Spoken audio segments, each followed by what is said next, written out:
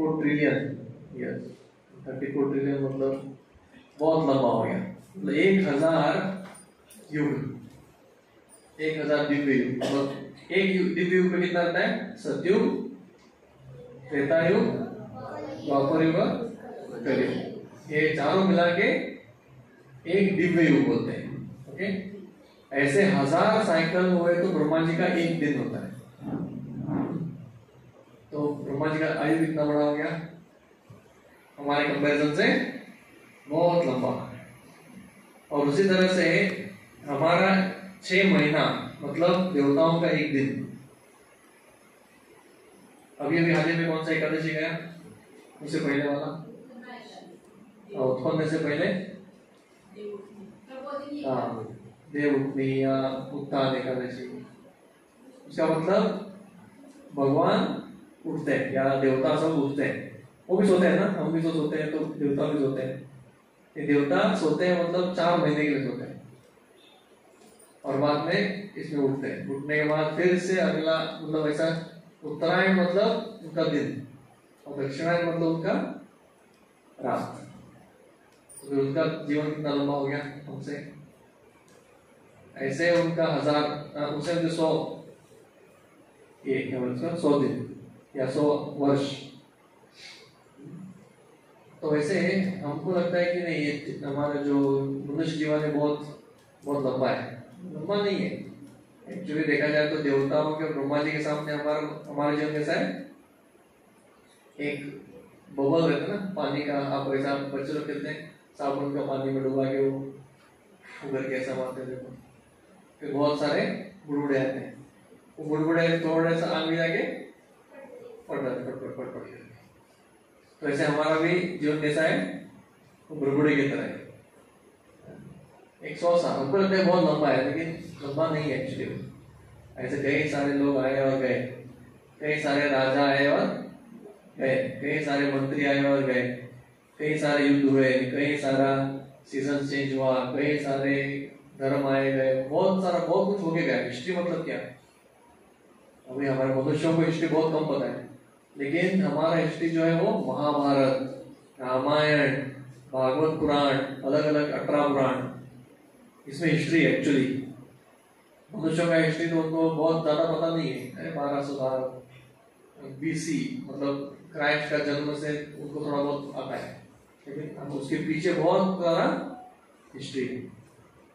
ये क्यों बताना आवश्यक है? हमको जानना चाहिए कि मनुष्य का जीवन हमको मिला है वो बहुत क्षणिक है।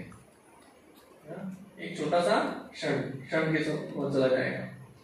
तो दुर्लभो मनुष्यो देहो देहिनाम क्षणम भंगुरम। मनुष्य का जीवन दुर्लभ है, बहुत रेयरली, बहुत कठिनाई से मिलता है, लेकिन वो बहुत क्षण भंगुर है, चला भी जाता है। उसी बीच में हम उसको क्या करना है? उपयोग करना है, सही तरह से उपयोग करना है। तो आज हम उसका चर्चा करेंगे। तो अभी इसमें एक प्रश्न आएगा, आप उसका उत्तर देते रहिए, तो देखेंगे आपका इतना कोर्स का क्या है। तो हु एम आई, मैं कौन हूं? आत्मा। और ये बेटा है, और कौन है? शरीर। तो शरीर अलग है, आत्मा अलग है, अलग है। मतलब अगर कंप्लीट आंसर देखा जाए तो उसको बोलते हैं देहधारी। शरीर ने देह को धारण किया है। जैसे हम ग्लव्स पहनते हैं, कपड़े पहनते हैं, तो धारण किया ना, बाहर से कुछ जैकेट पहन लिया, तो वैसे मतलब आत्मा है, शरीर भी है। ऐसा नहीं कि शरीर कोई मोल नहीं है, ऐसा नहीं, शरीर भी इम्पोर्टेंट है, लेकिन अंदर आत्मा भी है, वो भी जानना इम्पोर्टेंट है। तो हम कौन है? शरीर है या आत्मा? हम आत्मा है शरीर के अंदर, और आत्मा शाश्वत है और शरीर अशाश्वत है। शरीर चेंज होता जाएगा। इसी हम इधर ही देखते हैं सामने कि शरीर चेंज हो रहा है, बचपन में, फिर तरुण अवस्था में और बुढ़ापे में, फिर उसके बाद पूरा चेंज हो जाएगा। हम कहां से आए?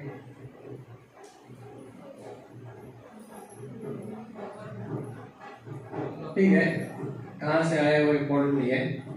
हम लोग एक्चुअली भगवान के स्वरूप में, हमारा वही स्वरूप है, ये इम्पोर्टेंट है। हमारा स्वरूप और भगवान का स्वरूप एक ही है, मतलब हम और भगवान एक नहीं है। जैसे समुद्र का एक बूंद और समुद्र, दोनों का पानी एक ही है, कंपोजिशन एक ही है। एक शक्कर और बहुत बड़ा शक्कर, दोनों शक्कर है लेकिन साइज अलग है, हाँ, मात्रा अलग है। तो उसी तरह से हम और भगवान एक ही है, एक तरह से। कैसे? सच्चिद आनंद, भगवान भी सच्चिद आनंद है, हम भी सच्चिद आनंद है। लेकिन फर्क यह है, भगवान कभी मोह में नहीं गिरते। क्यों? क्योंकि वो बहुत बड़े विभू है और उनका ही माया, उनका ही शक्ति है, तो उनके ऊपर उसका प्रभाव नहीं होता।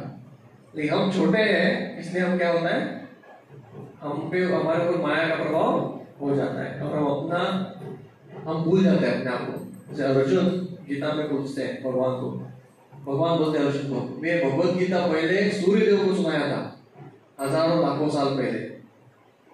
तो अर्जुन प्रश्न पूछते हैं, मैं और आपका एज एक ही है, दोनों दोस्त होते ना, एक ही एज के थे। तो बोले मेरा और आपका एज एक है, मैं कैसे मानूंगा या मैं कैसे जानूं कि आपने सूर्यदेव को पहले भगवत गीता सुनाया?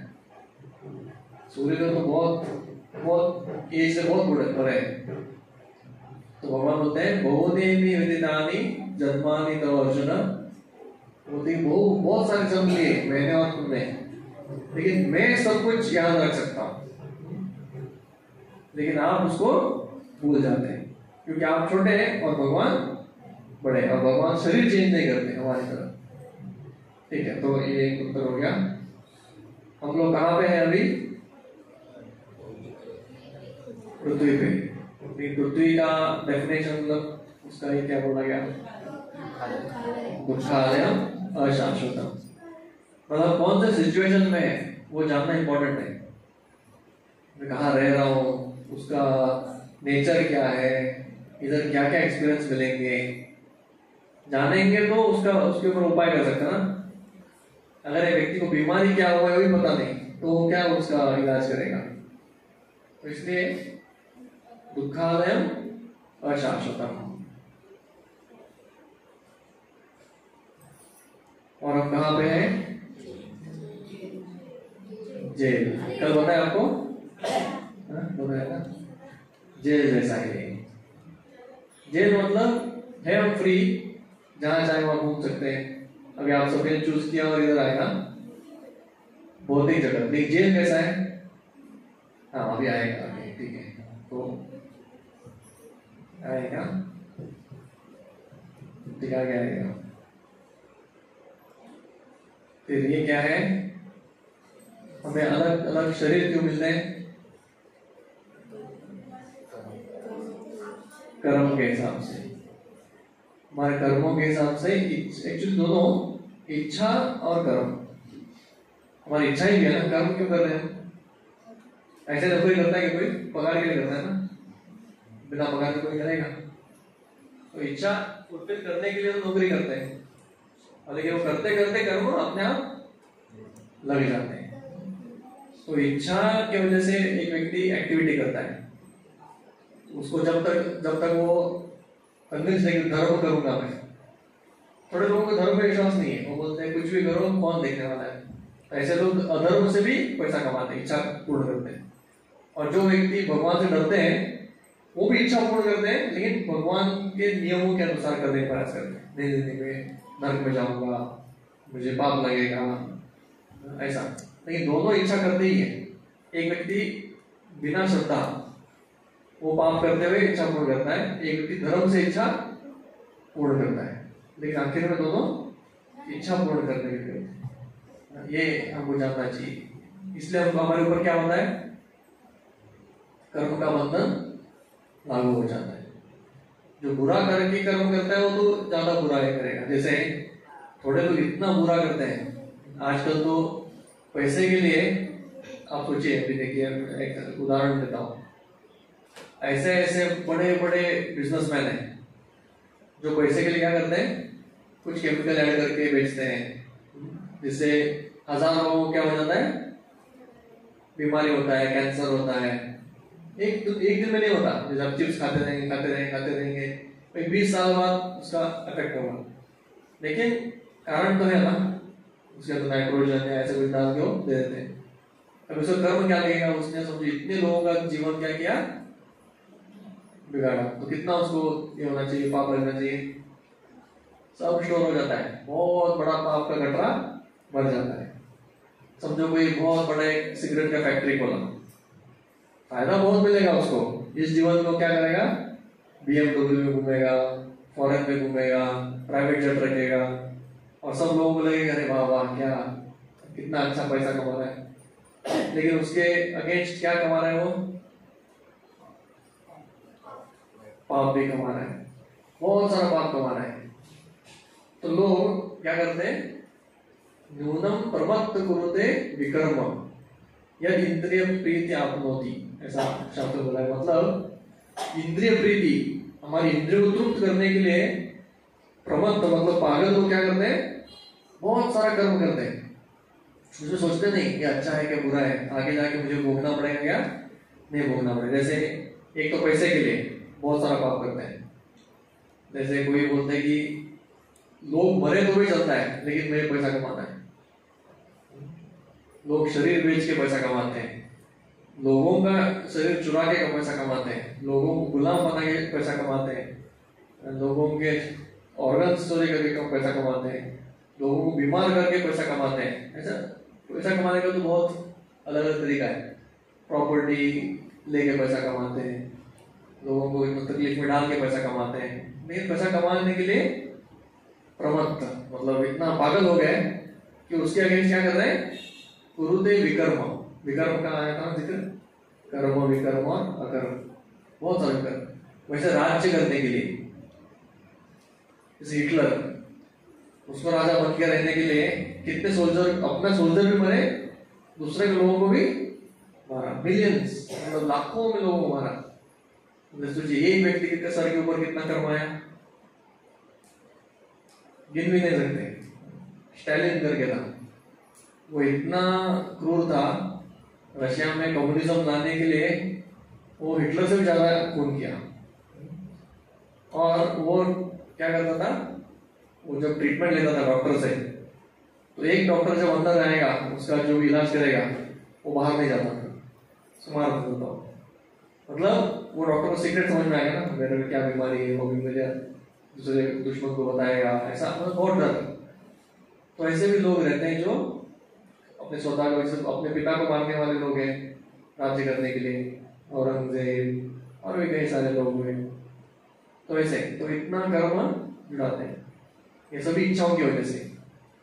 और उसके वजह से क्या होता है, अलग अलग 84 लाख योनि, वे 84 लाख योनि में थोड़े एंजॉय करने वाली योनि है, जैसे देवताओं का शरीर और गंधर्वों का शरीर, उसमें एंजॉय कर सकते हैं। तकलीफ वाले भी शरीर है, तकलीफ मतलब ऐसे ऐसे शरीर है जो हमेशा विष्ठा में रहेंगे, गंदगी में रहेंगे, टॉयलेट में रहेंगे, उधर ही जीवन, कई सारे जन्म उधर ही निकालेंगे वो। ऐसे ऐसे पनिशमेंट है जो कभी सूर्य प्रकाश देखते ही नहीं। अगर कोई पेट में किसी का हत्या करता है, गर्भपात करता है, तो उसको भी कई सारों जन्मों तक उसको प्रकाश नहीं दिखेगा, ऐसा पनिशमेंट। तो भगवान के पास पनिशमेंट देने के लिए बहुत अलग अलग ऑप्शंस हैं। इस दुनिया का गवर्नमेंट कुछ पनिशमेंट नहीं दे सकता, भगवान का पनिशमेंट तो और क्या बोलते हो, हर सिचुएशन के लिए टेलर मेड है। टेलर मेड मतलब होता है एग्जैक्ट, उसको जितना पेन चाहिए उतना मिलेगा, ऐसा। तो ये हो गए 84 लाख योनि। क्या आप लोग डराने के लिए नहीं है, बताने के लिए कि दुनिया कैसा ये चलता है। आप सभी लोग अच्छे हैं, सुरक्षित हैं, जपा करते हैं, भगवान का ये करते हैं। आप समझिए कि बाहर के लोग ये सब अज्ञानता की वजह से ऐसा ही करते हैं। कब तक चलेगा ऐसा जीवन, जन्म मृत्यु जरा व्याधि दुख दोषानु दर्शनम पुनरपि जन्मम पुनरपि मरणम पुनरपि जननी जठरे शयनम ये संसारे भो दुष्टारे कृपया पारे पाहि मुरारे। शंकराचार्य की बहुत सुंदर प्रार्थना है। वो बोलते हैं कब तक जन्म लो, फिर से मृत्यु, फिर से उधर में जाओ, उधर मतलब जठर में, फिर से जन्म लो, ऐसा बार बार चक्र में चलते रहो। ये कब तक चलेगा? जब तक भगवान का शरण नहीं लेते तब तक ये तो चलता रहेगा। ये तो ये गति है, काल का गति।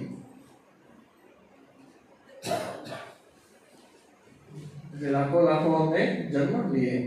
अभी हम में से आपके लिए प्रश्न है, आप अभी सभी इधर बैठे हैं, कौन सा शरीर है हमारा? मनुष्य का शरीर। इससे पहले आप कितने अलग अलग शरीर ले चुके हैं? मालूम नहीं, लेकिन सभी शरीर में जा चुके हैं क्या नहीं? किसको कितना होता है?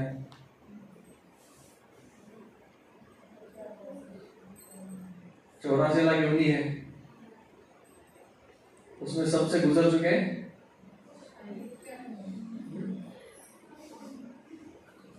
पता नहीं, गुजर चुके हैं। आप मानो ना मानो, मनुष्य जो है जैसे नीचे से ऊपर आता है, सभी योनियों के मार्ग में जाते जाते ऊपर आते हैं। कर्म के अभंग भी है, अभंग बोलते हैं एका जन्म कोटि कोटि मतलब एक एक इसमें कोटि कोटि जन्म लेता हूँ। अभी ये समझो कोई मछली खाता है, मछली समझो कोई खा रहा है। अभी जीवन में कितना मछली खाया? 1 लाख खाया, रोज एक एक करके 1 लाख हो गया। 1 लाख तो कितना उसको इसमें जाना पड़ेगा? मछली के इसमें 1 लाख बार तो जाना पड़ेगा ना? नहीं, क्योंकि अभी देखो मैंने किसी को खाया तो मुझे भी दूसरी जगह जाना पड़ेगा। देखो जस्टिस है ना, जस्टिस मतलब क्या? न्याय। अभी उसको तो न्याय चाहिए। अभी किसी ने मुझे मारा तो हम जाते क्या नहीं किसी के पास, अरे न्याय दो, मुझे किसने मारा? तो जज क्या करता है? उसको मारा तो उसको भी 100 बार मारेंगे, मतलब 100 डंडा मारेंगे उसको। ऐसे ही अगर न्याय नहीं देंगे, समझो आपको हम हमारे प्रति क्या हो गया? वो फेवरेटिज्म हो गया भगवान का। तो परमात्मा किसी के प्रति क्या नहीं करते? अन्याय नहीं करते, फेवरेटिज्म नहीं करते, कुछ नहीं करते। समान सर्वभूतेषु न मे द्वेषोस्ति न प्रिय, भगवान होते हैं मेरे लिए कोई स्पेशल नहीं है, मेरे लिए कोई ये नहीं है, मतलब किसी का मैं घृणा नहीं करता। एनवियस मतलब मैं किसी को नहीं ये मुझे अच्छा नहीं लगता, इसको पनिश करो। तो फिर भगवान कोई साधारण राजा की तरह है, उनके लिए सब इक्वल है, सबको प्रेम करते हैं, उसी के साथ साथ सबको अपना कर्म का भी साथ देते हैं। तो क्यों जानना इंपॉर्टेंट है? ताकि हम वापस उसमें न जाए, इसलिए बता रहा हूं आपको मैं, ऐसे नहीं बता रहा। इसमें कोई डरने का बात नहीं है। गए तो गए, उसमें शर्माने का क्या है? कभी मैं भी कुत्ता था, उसमें बोलने में क्या शर्म है? शर्म आता है? तो था अगर हम बोलेंगे कि नहीं नहीं इसके बारे में चर्चा मत करो, इसके बारे में बोलो ही मत, तो रिस्क क्या हो जाता है? वापस वही जन्म में जाने का हमको रिस्क हो जाता है। और वापस उधर जाएंगे तो फिर से बहुत लंबा रास्ता काटना पड़ेगा मनुष्य जन्म लेने के लिए। तो इसलिए हम बहुत केयरफुल रहना चाहिए। ये जो प्रकृति है, अभी आपको उदाहरण देने के लिए, अभी ये पूरे पृथ्वी पे अराउंड 6 बिलियन या 7 बिलियन मनुष्य है, 7 बिलियन। लेकिन चूहों का पॉपुलेशन कितना रहेगा? कम रहेगा, ज्यादा रहेगा? बहुत ज्यादा रहेगा। मोरिजिन में पता नहीं कितना रहेगा। और उसके साथ चींटियों का कितना रहेगा? चींटियों का कितना पॉपुलेशन रहेगा वो तो हिल भी नहीं सकते। इधर एक एक इसमें चींटी इतना रहता है, मधुमक्खी का कितना रहेगा, और उसके और नीचे जाएंगे ये घास कितना रहेगा। घास कैसे उगता है? अपने आप उगता रहता है, वो तो उगता रहता है, कितना उगता है, कितना जलता है, कितना कटता है, कितना मिल जाता है। तो ऐसे जितना आत्मा जितने ऊपर ऊपर है, ब्रह्मा जी कितने हैं? एक ब्रह्मा है पूरे ब्रह्मांड के लिए, एक ब्रह्मा। देवता कितने हैं? मनुष्य से तो कम है। तो जैसे एक व्यक्ति, जैसे हम लोग बोलते हैं एग्जाम्पल, सीएम एक रहेगा, मिनिस्टर 10 रहेंगे, और फिर प्रिंसिपल इंजीनियर वो कितने रहेंगे? थोड़ा 20 रहेंगे, जेई थोड़ा ज्यादा रहेंगे, उसके अंदर क्लर्क और भी ज्यादा रहेंगे, चपरासी और ज्यादा रहेंगे, सिक्योरिटी और ज्यादा रहेंगे, वर्कर कितने रहेंगे? बाकी सब बचे हुए वर्कर। मतलब ऊपर ऊपर कम रहते हैं, फिर नीचे ज्यादा ज्यादा ज्यादा ज्यादा होते आते हैं। उसी तरह से ये 84 लाख योनि हम जो देखते हैं, मनुष्य जन्म रह रहे हैं, नीचे जितना जाएंगे उतना पॉपुलेशन कम नहीं ज्यादा होता जाएगा। मतलब प्रोबेबिलिटी वो शरीर मिलने का ज्यादा है या ज्यादा है? तो चांसेस मनुष्य जन्म का ज्यादा है या दूसरे योनियों में जाने का ज्यादा है? दूसरे योनि में। समझ रहा है? मतलब मृत्यु के बाद पेड़ का जन्म लेने में ज्यादा लोग जाएंगे, वैकेंसी ज्यादा है उधर, चींटियों में ज्यादा वैकेंसी है, फिर से मनुष्य जन्म मिलना है तो ऐसा काम करना पड़ेगा। और मनुष्यों में सिविलाइज मनुष्य बनना है, उसमें भी बहुत कैटेगरी है। जंगल में किधर अफ्रीका में जन्म ले लिया, क्या भाई वो ऐसे जन्म चला जाएगा। ऐसा बोलते भारत भूमि में जन्म लेना और भी रेयर है। भारत भूमि में जन्म लेके भक्तों का संग करना वो और भी कम है। दुर्लभो मनुष्यो देहो देहिनाम क्षण बहुर तत्रापि दुर्लभो मन्ये वैकुंठ प्रिय दर्शनम, ऐसा बोला जाता है। मतलब मनुष्य जन्म तो दुर्लभ है ही, लेकिन मनुष्य जन्म लेके उसमें भगवान का भक्ति करना, मतलब वैकुंठ प्रिय भगवान और भगवान के भक्त उनका संग मिलना, वो तो और भी दुर्लभ है, वो देवताओं में भी दुर्लभ है। तो इसलिए ये हम जो अभी कब तक जाएंगे, जब तक हम इसका इंपॉर्टेंस समझेंगे नहीं। तो अभी क्या करना है, ये सब जान के जो अब तक हमने सीखा, दुखालय, सुख की खोज में क्या क्या बाधाएं हैं, मनुष्य जन्म का कितना महत्व है, और ये सब जान के अभी आगे कैसे बढ़ना है। तो ये जो लेक्चर है आज का, ये प्रैक्टिकल एप्लीकेशन है, क्या करना है अभी आप में से कितने लोगों को जानना है? अभी भी चांस है, आप चाहिए तो अभी बोल सकते हैं ठीक है लास्ट सेशन छुट्टी, क्योंकि जानेंगे तो फिर करना भी पड़ेगा ना, जानना है ना। आज थोड़े कम भी लग रहे हैं मुझे लोग, काफी लोग आए नहीं लगता है अभी तक। तो माता जी एक को जाना है, ठीक है, माता जी के स्पेशल बोलते नहीं, शर्माते। ये बहुत इंपॉर्टेंट एक्चुअली जो है, ये ज्ञान एक्चुअल ज्ञान है,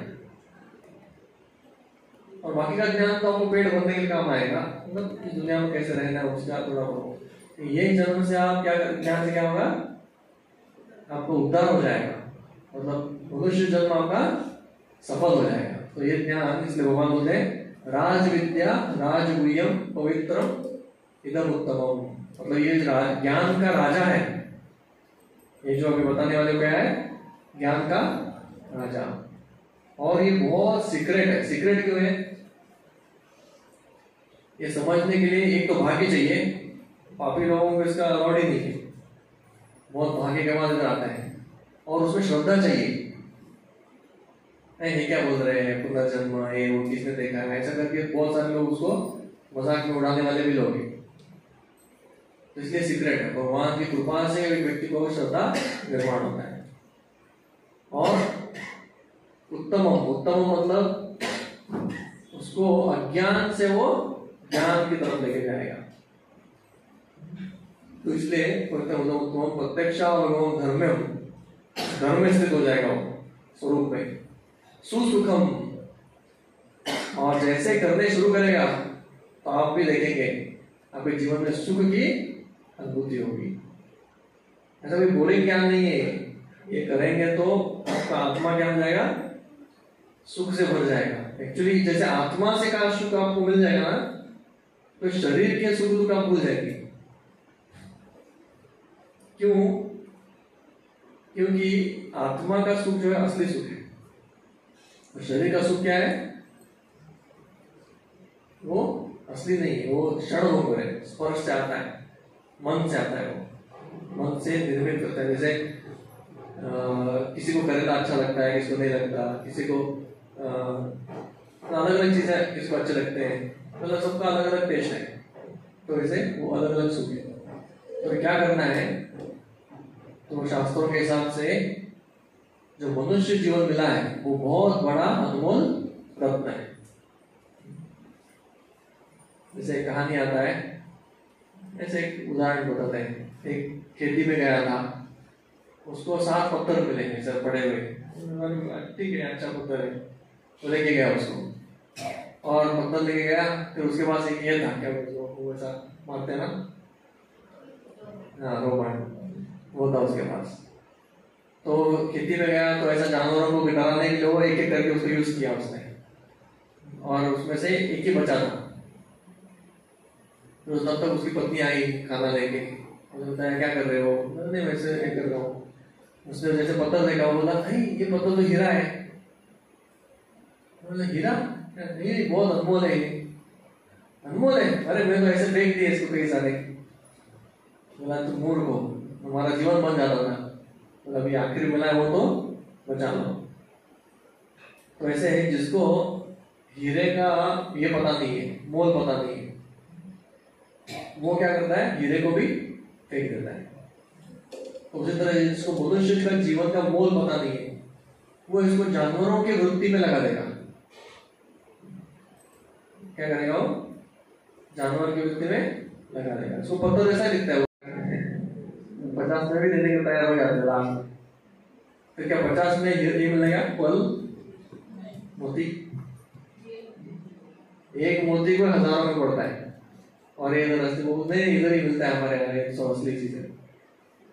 तो वैसे ही परखने वाले को समझ में आता है, बोलने वाले क्या है, मनुष्य जीवन ये जंक्शन है, यहां से एक व्यक्ति गाड़ी पकड़ सकता है।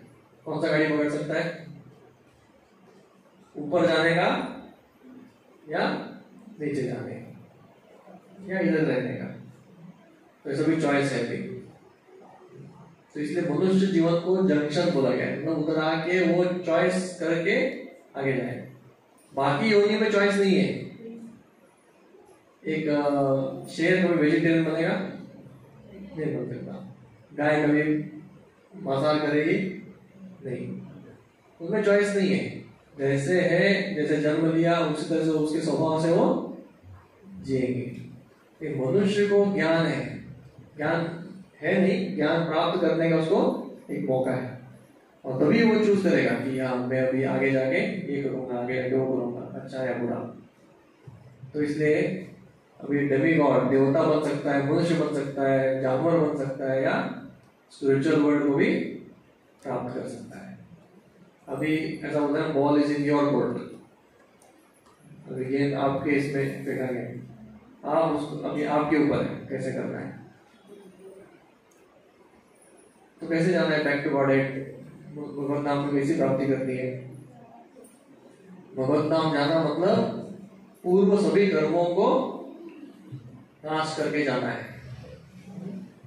जैसे तेषाम त्वंतगतम पापम जनानाम पुण्य कर्मणाम ते द्वंद्व मोह निर्मुक्ता भजन्ते मां दृढ़व्रता। भगवान गीता में बोलते हैं कि जैसे एक व्यक्ति का सभी पाप कर्म साफ हो जाते हैं, फिर उसके हृदय में भक्ति करने का दृढ़ निश्चय प्राप्त होता है। तब तो उसका निश्चय क्या होता है? डगमगाता है, करूं नहीं करूं, एक माला करूं या छोड़ दूं, ऐसा करके वो क्या बोलते हैं, बेचारा ऊपर नीचे करके उसका डिटर्मिनेशन कम हो जाता है। लेकिन जैसे वो थोड़ा भी करता रहेगा, सत्संग में आएगा, माला करता रहेगा, उसके पाप जैसे धुलते रहेंगे, तो उसका निश्चय भी दृढ़ होते जाता है और बाद में भगवान को असली भक्त बन सकता है।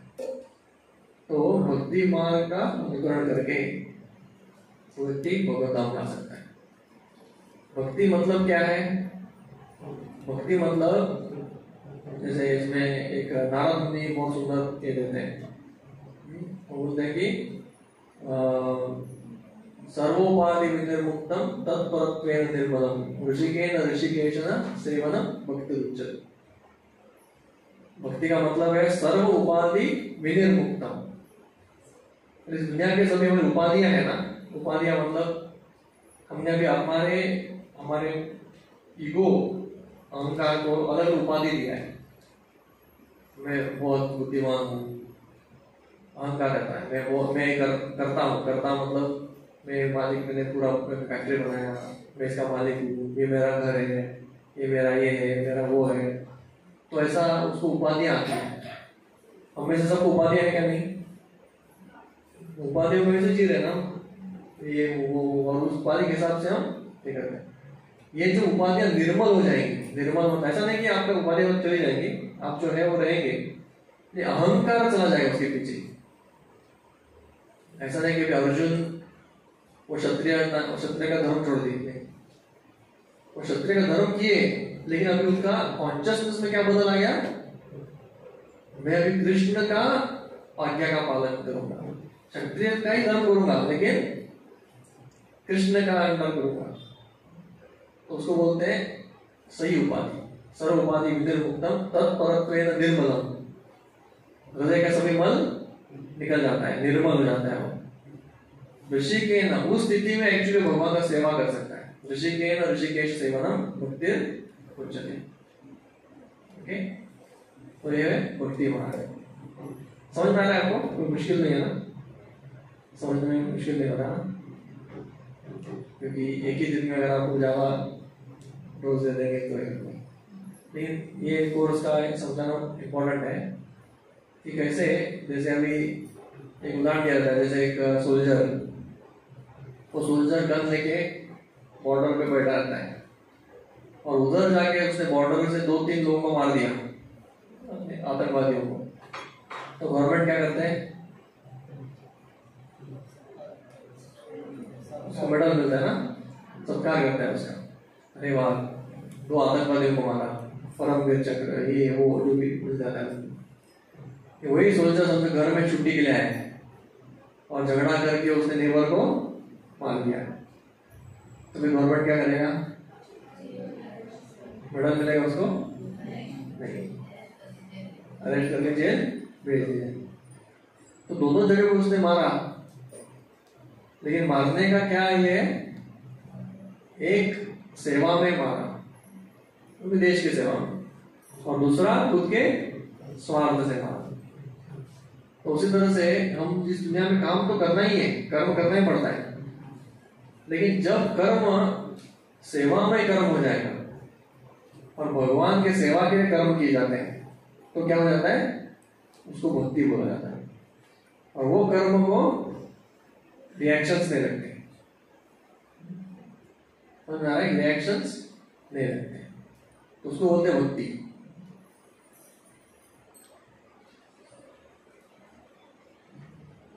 तो भगवान कृष्ण बोलते हैं सभी को भक्त बनना चाहिए। भगवान का रिकमेंडेशन है 6.46 श्लोका में, तपस्विभ्यो अधिको योगी ज्ञानिभ्योऽपि मतो अधिक कर्मिभ्यश्च अधिको योगी तस्मात् योगी भव अर्जुन। तो भगवान बोलते हैं एक तपस्वी से भी अधिक श्रेष्ठ कौन है? योगी है।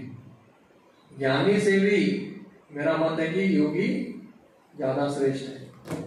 कर्मी भी मतलब जो अच्छे कर्म करते हैं इस दुनिया में, दान धर्म ये सब, उनसे भी अधिक कौन अच्छा है? योगी है। हे अर्जुन, इसलिए क्या बनो? योगी बनो। तो भगवान के हिसाब से योगी बनना ये अर्जुन की रिकमेंडेशन, सिर्फ अर्जुन के लिए नहीं, गीता किसके लिए है? हम सबके लिए है। तो भगवान कृष्ण का रिकमेंडेशन है आप क्या बनो? योगी बनो। तो योगी बनना पड़ेगा। और आप उसे अभी योगी बनना मतलब क्या? क्या ऐसा जटा रखना है या ऐसा कुछ करना पड़ेगा, उसके बारे में नहीं। अब तक इतना समझ में आया भगवान क्या बोल रहे हैं? क्या बनो? योगी बनो। अभी योगी क्या, उसका मतलब क्या है योगी का, वो भी जानना आगे का सेक्शन है।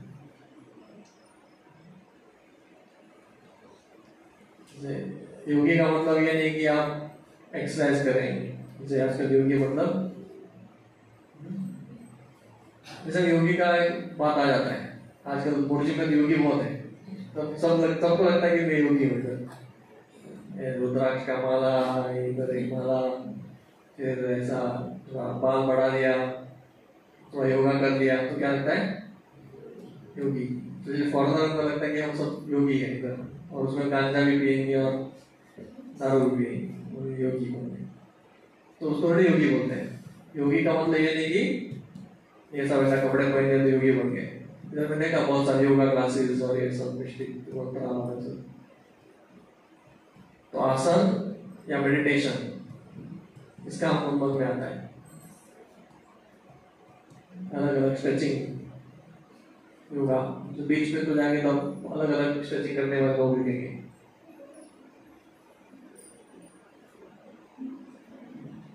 इसमें एक छोटा सा स्टोरी है। एक व्यक्ति आके दुकान में पूछता है कि जैसे ये दुकान, मुझे टीवी का दाम क्या है? फिर वो आगे उसको बोलता है हम ये मूर्ख लोगों को टीवी नहीं बेचते। इसका इंसल्ट हो जाता है, बोलता है ऐसा मुझे मूर्ख बोला। तो फिर से वापस जाता है, अब फिर अगला दिन आता है थोड़ा वेश बदल के, फिर बोलता है मुझे टीवी खरीदना है, कितना है इसका दाम? फिर क्या बोलता है मूर्ख लोगों को टीवी नहीं बेचते। तो फिर से वो चला जाता है, उसको टाइप उसको प्रॉब्लम है, मैं आ रहा हूँ और मुझे पहचाना है मूर्ख करके। अगला दिन दाढ़ी वाड़ी निकाल के वो दूसरा पेज बना के आता है, फिर से उसको वही जवाब मिलता है हम मूर्ख लोगों को टीवी नहीं बेचते। फिर वो फ्रस्ट्रेट हो जाता है, वो बोलता है अरे तुम मुझे बार बार ऐसे आंसर क्यों दे रहे हो, और तुम्हें कैसे पता कि मैं वही व्यक्ति हूँ? तो बोलता है कि आप ओवन को टीवी बोल रहे हैं, जो मूर्ख ये नहीं। तो ऐसे ही जो गलत चीज को कुछ और बोल देता है तो मूर्ख ही हो गया ना। तो ऐसे हम मूर्खता नहीं करना चाहिए। योगी मतलब ये। तो योगा का आजकल लोग योगा मतलब किसके लिए यूज करते हैं? अच्छा सेहत, लंबा जीवन, थोड़ा प्राणायाम योगा अच्छा है, उसमें कोई गलती नहीं है। लेकिन जो अर्जुन बोल रहे योगी, वो योगी ये योगी नहीं है। ये आसन है। आसन और प्राणायाम क्या है, किसके लिए है? शरीर के लिए। आत्मा के लिए उसका अलग योगा बनता है। ऐसा नहीं लंबा जीवन जी के मैं और अच्छा दोस्त बन के डाइजेशन अच्छा रहेगा, अच्छा खाऊंगा, अच्छा पीऊंगा, ऐसा नहीं। तो ये इसके लिए योगा का यूज नहीं है। लंबा जीवन जीने के लिए योगा का यूज नहीं है, या कोई सिद्धि प्राप्त करने के लिए वो योगी भगवान कृष्ण का रिकमेंडेशन नहीं है। ना ही वैराग्य, मेरा मतलब ये नहीं है। तो योगा जो है वो उसका मतलब और कुछ है जो भगवान अंदर बता रहे हैं। तो गीता का योग शब्द अलग है। अभी आजकल योगा डे वगैरह बोलते हैं, वो योगी और योगा अलग है। जो इंडिया अभी योगा का प्रचार कर रहा है बहुत अच्छा है, हमारी संस्कृति है और उसका आवश्यकता है पूर्ण तरह से। क्यों? सेहत के लिए, कि सेहत अच्छा रहेगा तो हम बाकी का सब काम कर सकते हैं। लेकिन भगवान की प्राप्ति के लिए कौन सा योगा, वो भी पता है नहीं भगवान। योग मतलब जुड़ना। संस्कृत में योग का मतलब क्या है?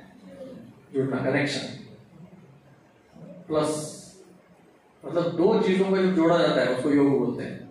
किसको जोड़ा जाता है? आत्मा और परमात्मा, इसका जब मिलन होता है वो है योगा, वो है योग।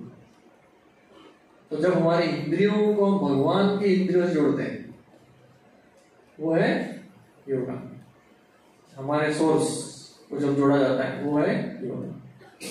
तो योग जो है वो अलग अलग तरह के हैं, स्पेशली ये 4 तरह के योगा जो है वो गीता में बताए गए।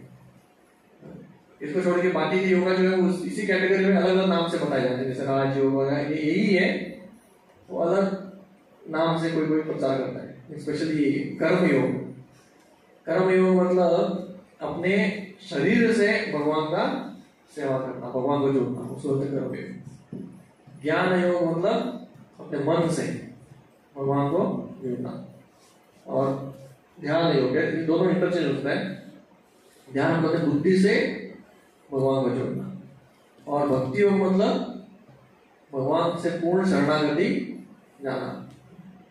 तो ये है कर्म, ज्ञान और ध्यान और भक्ति योग। अभी इसमें एक्चुअली देखा जाए तो कर्म, ज्ञान और ध्यान ये स्टेप्स हैं भक्ति को प्राप्त करने के लिए।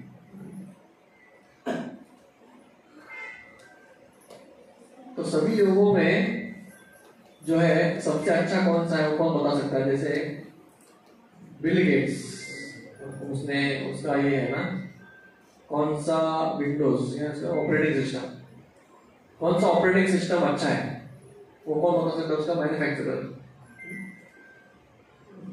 ये बता सकता है। उसी तरह से भगवान स्वयं बताएंगे कि कौन सा योगी अच्छा है। 6.46 में क्या बोला भगवान ने अर्जुन को? योगी बनो। और तुरंत अगला श्लोक 6.47 योगा क्या है और योगी कौन है उसके बारे में बात होता है। क्या बोलते हैं? योगी नाम अपि सर्वेषां मद्गते अंतरात्मना श्रद्धावान भजते यो मां समे युक्ततमो मतः। युक्ततम, तमो मतलब सबसे हाईएस्ट, युक्ततमो सबसे हाईएस्ट योगी कौन है मैं बताता हूँ। बोलते कि सभी योगियों में से मद्गते अंतरात्मना, जो श्रद्धा से मेरा भजन करता है और हमेशा मेरा चिंतन करता है प्रेम से, वो योगी सबसे श्रेष्ठ योगी, ये मेरा मत है। ऐसा भगवान उसको समझाते हैं। तो इसलिए भक्ति योग जो है 6ठे अध्याय तक अलग अलग योगों का उल्लेख आता है। फिर 6ठा अध्याय का एंड श्लोक ये है कि भक्ति योग सबसे श्रेष्ठ है। फिर 7, 8, 9, 10, 11, 12 सभी भक्ति योग है। भक्ति योग का उसका उल्लेख है। तो ये भगवान इसलिए बताते हैं कि भक्ति योग सबसे श्रेष्ठ है। ये सबसे सिंपल भी है और सबसे सुलभ भी है। बाकी योगों में क्या है? क्वालिफिकेशन लगता है। भक्ति योग में कोई क्वालिफिकेशन नहीं, मतलब बच्चा भी कर सकता है, बूढ़ा भी कर सकता है, गृहस्थ भी कर सकता है, सन्यासी भी कर सकता है, स्त्री भी कर सकता है, पुरुष भी कर सकते हैं, भारतीय भी कर सकता है और फॉरेनर भी कर सकता है, हिंदू भी कर सकता है और नॉन हिंदू भी कर सकता है। भक्ति के लिए कोई बाधा नहीं है। ऐसा बोलते हैं कि आपसे अगर आत्मा है तो बस, आप में आत्मा कौन है? सभी आत्मा है, तो सभी आत्मा है। जो बीच में घूम रहे हैं वो भी आत्मा है, और जो प्राणियां वो भी आत्मा है। तो अगर कोई आत्मा है तो भक्ति योग कर सकता है, स्पेशली नर मात्र। मनुष्य तो और भी अच्छा है, वो इजीली कर सकता है।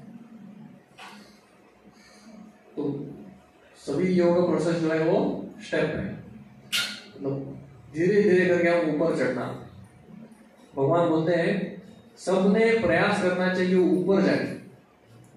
धर्म का मतलब क्या बताया? जैसे मैंने बताया इस दुनिया में धर्म भी अलग अलग दिए गए। जैसे फर्स्ट स्टैंडर्ड वाले को सेकंड स्टैंडर्ड जाना वो धर्म है, करेक्ट ना? सेकंड स्टैंडर्ड जाने गए तो क्या बोलेंगे उसको? वाह बहुत अच्छा, पास हो गया। वही 7th स्टैंडर्ड वाले को 8th स्टैंडर्ड जाना वो धर्म है, और फिर एक ग्रेजुएट को और आगे जाना। मतलब कोई भी स्तर में क्यों ना हो, एक व्यक्ति क्या करना चाहिए, क्या प्रयास करना चाहिए, ऊपर चढ़ना, ऊपर चढ़ो, ऊपर चढ़ो, नीचे मत आओ। मनुष्य जन्म में आए, अभी इधर से नीचे जाना मतलब क्या, गलत काम करके फिर से प्राणियों के जन्म में जाना, वो डिमोशन हो गया, वो अधर्म हो गया। धर्म मतलब कोई भी स्थिति में क्यों ना हो सकता है कि मैं अभी तक कुछ जानता नहीं, अज्ञानी हूँ, लेकिन उधर से एक स्टेप ऊपर, उधर से एक स्टेप ऊपर। तो ये स्टेप वाइज प्रोग्रेस जो है वो धर्म है। डायरेक्टली कोई इसको नहीं बोला जाता कि आप संत बनो, डायरेक्टली ग्रेजुएशन जाओ, नहीं हो सकता ऐसा, लेकिन एक स्टेप वाइज। जैसे एक दारू पीने वाला व्यक्ति है, दारू का लत लगा है, रोज और शाम को जाके क्या करता है, पीता है बार में। अभी उसके लिए प्रमोशन क्या है, वो हफ्ते में 3 दिन दारू नहीं पिएगा, तो उसके लिए क्या हो गया, वो धर्म हो गया। लोग बोलेंगे शाबाश शाबाश, बहुत अच्छा किया, कम कर दिया। लेकिन जो दारू नहीं पी रहा, वो अगर एक दिन बोलेगा मैं तो ट्राई करता हूँ, एक दिन पार्टी आज थोड़ा पी लेता हूँ, तो उसको क्या शाबाश बोलेंगे? नहीं, अरे गलत कर रहे हैं, फंस जाओगे उसमें। अरे उसको तो आप 3 दिन का अलाउ कर रहे हो, तुम मुझे 1 दिन भी नहीं। तो उसने डिमोशन नहीं है, वो तो प्रोग्रेस कर रहा है ना। 3 दिन छोड़ा है, अभी लाइक 4 दिन छोड़ेगा, फिर छोड़ देगा उसको, तो उसके लिए क्या हो गया, वो धर्म हो गया। उसी तरह से हम देखना चाहिए कि सब लोग एक ही स्तर पे नहीं, कोई कुछ गलत कर रहा है, वो अगर धीरे धीरे छोड़ रहा है तो क्या हो गया, उसके लिए धर्म हो गया। जैसे एक स्टोरी है, एक व्यक्ति, उसको चोरी का आदत था, रोज शाम को चोरी भी, उसको प्रोफेशनल चोर था, तो चोरी करके वो जीता था। एक दिन उसको लगा कि मैं भी थोड़ा तीर्थ यात्रा करता हूँ, तो ये सब लोग तीर्थ यात्रा करते हैं, मैं भी जाता हूँ उनके साथ। तो सभी तीर्थ यात्रियों के साथ में जुड़ गया, और जुड़ने के बाद उधर उसने सोचा कि रात को सब लोग एक जगह में रुके साथ में, सब लोग सो गए, इसको नींद ही नहीं आ रहा है, ये तो चोर है, रात को तो सोता नहीं, नींद नहीं आ रहा है, और उसके मन में एक ही ख्याल आ रहा है, अरे इसके बैग से वो उठाओ, इसके बैग से वो उठाओ, तो डायरेक्ट चांस है ना। तो उसको बहुत बुरा लग रहा है, मैं क्या करूँ, अभी सब संतों के साथ हूँ और चोरी करने का ये हो रहा है, रात को वो सो नहीं पा रहा है। तो उसको क्या करता है, वो उठता है और सभी का बैग मिक्सअप कर देता है, इधर का उधर का उधर निकाल के मिक्सअप करके फिर शांति से उसको नींद आता है, वो सो जाता है। अगला दिन सुबह उठते हैं तो सब लोग देख रहे हैं, अरे मेरा धोती किधर है, मेरा ये किधर है, वो किधर है। फिर बाद में देखते तो सब है, लेकिन क्या हो गया, मिक्स, इधर का उधर, उधर का इधर। सब बोलते रहे कौन किया ये सब। फिर वो सबको बोलता है कि आप मुझे क्षमा कर दीजिए, मेरा चोरी का आदत है, यहाँ पर चोरी नहीं कर पाया, लेकिन एटलीस्ट में क्या किया, उसको थोड़ा इधर का उधर किया, उसी से मेरा थोड़ा संतुष्टि हो। तो सब लोग बोलेंगे हाँ कोई बात नहीं, अच्छा है, ऐसी चोरी तो नहीं किया। तो उसके लिए क्या हो गया, वो प्रमोशन हो गया, इंप्रूवमेंट, चलो इतना कंट्रोल नहीं कर पा रहा है, इतना तो किया। तो ऐसे हम स्टेप बाय स्टेप क्या करना चाहिए, भगवान की भक्ति करना चाहिए। और भक्ति वो जो है वो डायरेक्ट प्रोसेस है, डायरेक्टली एक व्यक्ति को क्या कर देता है, एलिवेशन। कई सारे लोग भक्ति होने से तुरंत महान बन गए, जैसे वाल्मीकि, मुरारी, जो भी भक्तों के संग में आया वो तुरंत एक उसको बदलाव आ जाता है। ठीक है, तो भगवान की भक्ति का हम एक प्रयास कैसे करें। तो भगवान एक्चुअली बोलते हैं नित्य सिद्ध कृष्ण प्रेम साध्य कबोधय श्रवणादि शुद्ध चित्त करे उदय। भक्ति कोई बाहर का चीज नहीं है जो अंदर लाया जाए, आर्टिफिशियल चीज नहीं है। ऐसे प्रेम करना ये स्वाभाविक है सबके हृदय में। ऐसा बोलते हैं कि दुनिया में किसी को अगर सबसे ऐसा बोला जाए प्रश्न, एक कोई संत को या किसी को पूछा कि दुनिया में सबसे इंपॉर्टेंट जरूरत एक व्यक्ति का क्या है, मतलब वो उसके बिना वो व्यक्ति सुखी नहीं रह सकता, तो उत्तर क्या है उसका? To love and be loved, मतलब प्रेम करना और प्रेम प्राप्त करना, ये एक व्यक्ति का सबसे क्या बोलते हैं इसको जरूरत है।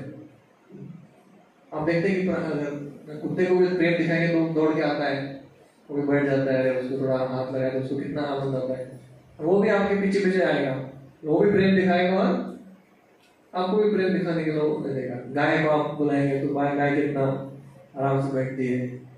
तो प्रेम का भाषा जो है वो ऐसा बोलती है यूनिवर्सल है। यूनिवर्सल मतलब पूरे दुनिया में एक ही भाषा चलता है, कौन सा? प्रेम का भाषा।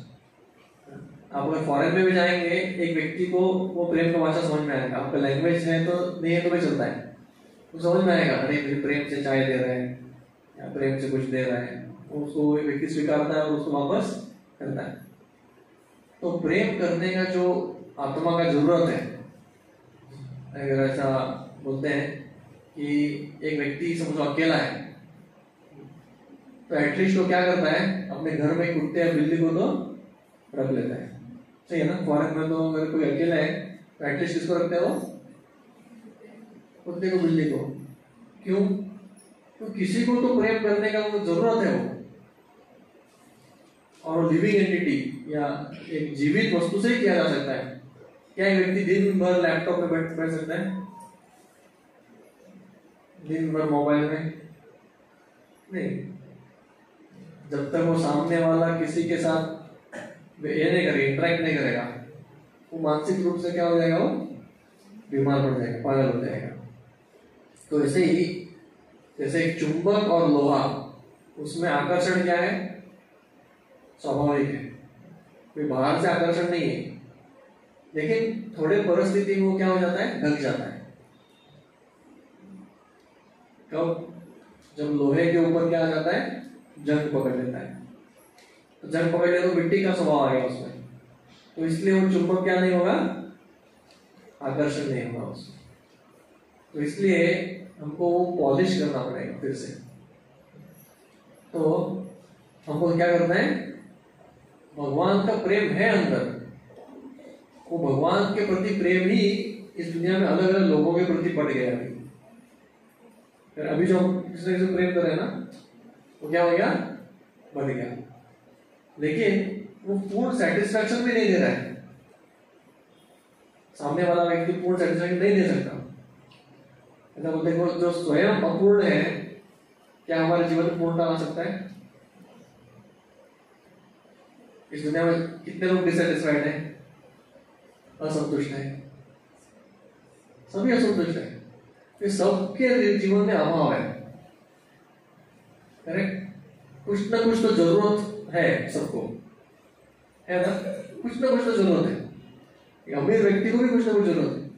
तो जिसको जरूरत वाला व्यक्ति है वो दूसरे के साथ आके क्या वो पूर्ण कर हो जाएगा? नहीं, तो दोनों का वहां पे जरूरत डबल हो जाएगा। दोनों जब मिल जाएंगे, वो अरे मेरा ये जरूरत है, तेरा ये जरूरत है, दोनों मिला के और हो जाएगा।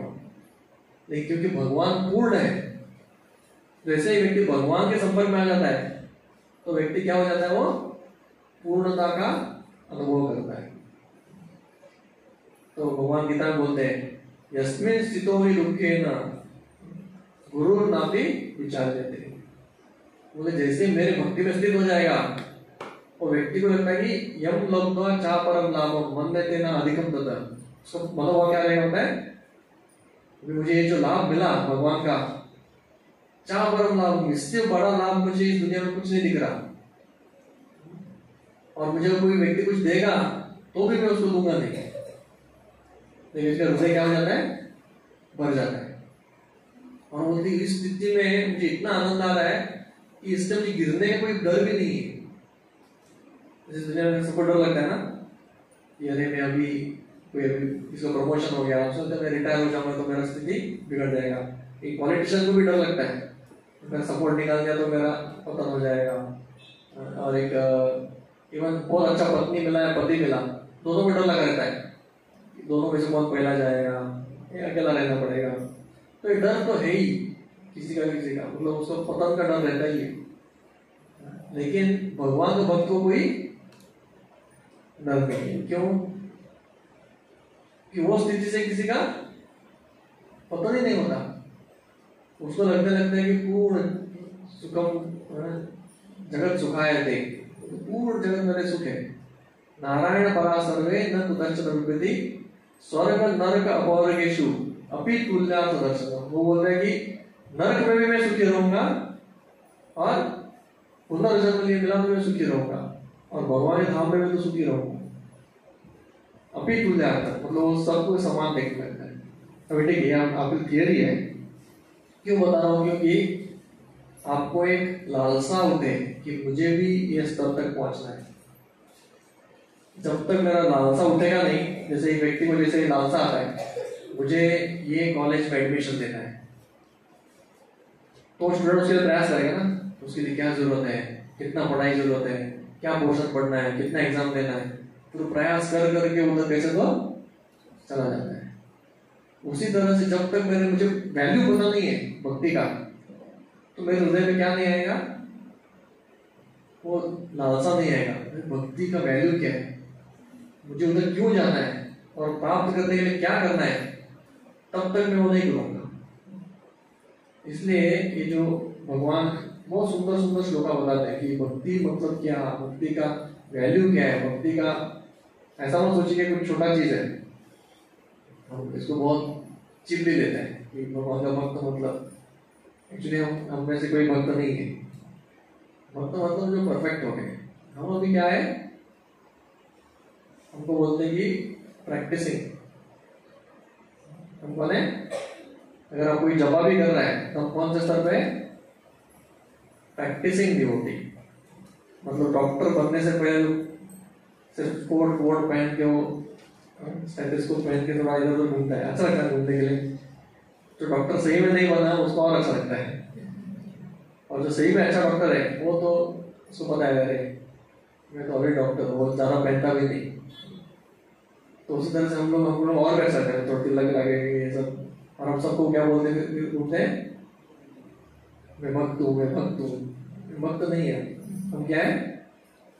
प्रैक्टिसिंग। बहुत लंबा रास्ता है, लेकिन ये परफेक्ट आदमी का ये है।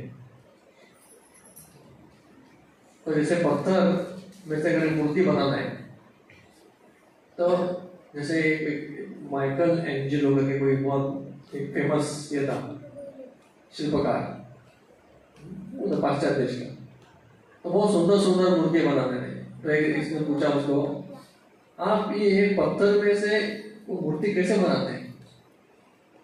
तो उसने क्या उत्तर दिया, वो पत्थर में ऑलरेडी मूर्ति रहता है, मैं कुछ बनाता नहीं हूँ, वो सिर्फ जो जरूरत नहीं उसको हटा देता हूँ, तो रह क्या जाता है? मूर्ति। ऐसा उसका उत्तर था। तो इससे हम क्या सीख सकते हैं? अनर्थ, जो जरूरत नहीं है उसको हृदय से निकाल दिया, तो जो रहेगा वो एक्चुअली ओरिजिनल चीज रहेगा, वो आत्मा का स्वरूप है। तो भगवान के प्रति जो आकर्षण है वो स्पॉन्टेनियस है, नेचुरल है। जैसे पानी नेचुरल नीचे बहता है, वैसे हमारा हृदय भी भगवान की तरफ नेचुरली जाएगा। लेकिन ये लोगों ने हमको खराब कर दिया। क्या है वो? Lust, anger, pride, greed and illusion. काम, क्रोध, मद, लोभ, मात्सर्य और मोह। सुना है ना? काम, क्रोध, मद, लोभ, मोह, मात्सर्य। ये चेन जो है इसको अनर्थ बोलते हैं। अनर्थ मतलब वो गार्बेज है, कोई अर्थ नहीं उसका। किसी के प्रति अरे वो बड़ा बन गया, मैं इधर ही हूँ, ऐसा ईर्ष्या करना, दूसरों के प्रति बिना कोई कारण गुस्सा करना, काम वासना, ये चाहिए वो चाहिए ऐसा चाहिए, और ग्रीड मतलब होते हुए भी और ग्रीड, तो ये सभी जो है अनर्थ है। और अनर्थ जो है हमारे हृदय में भगवान को टिकाने नहीं देते, वो भगवान को आकर्षित नहीं करते। तो व्यक्ति को इन 6 अनर्थों को हटाना चाहिए।